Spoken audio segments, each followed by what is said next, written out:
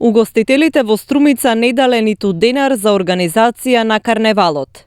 Организациониот одбор на Струмичкиот карневал упати критика до угостителските објекти, бидејќи го оставиле карневалот на цедило, иако токму тие се меѓу компаниите кои што најмногу профитираат од оваа манифестација. Како и да е, ние, еве сега сакам да ги поздравам сите тие угостители кои профитира и кои веројатно ја имат направено математиката. Нека направат некоја проценка па да одвојат средства за карневалот. Инаку, ако така продолжи да се однесува и Министерството за култура и сите оние кои профитираат во Струмица на Струмичкиот карневал, ние ќе мораме да размислиме да го намалиме карневалот или да ги намалиме средствата кои ги донираме на групите, да ги намалиме патување. Дури еве. Треба да кажете карневалистите групи тоа го чувствуваат една година да абстинираме со организација па да почувствуваат и тие во на карневалот се наплаќа влез во секој кафич. Не знам по кој основ тие луѓе можат да наплаќат влез.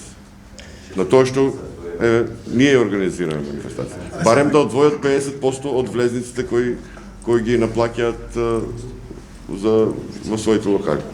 Оваа година карневалот се соочи со низа финансиски потешкотии, ако се има предвид дека финансиски не го поддржа ниту Министерството за култура, поради, како што рекоа, некомплетна апликација.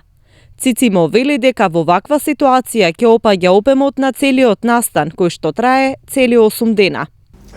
И покрај сето тоа, ја користам оваа можност да истакнам дека очекуваната поддршка од оние кои што најмногу треба да ја дадат, оние кои што најмногу профитираат на трудот на организациониот одбор и на карневалистите, годинава е равна на 0.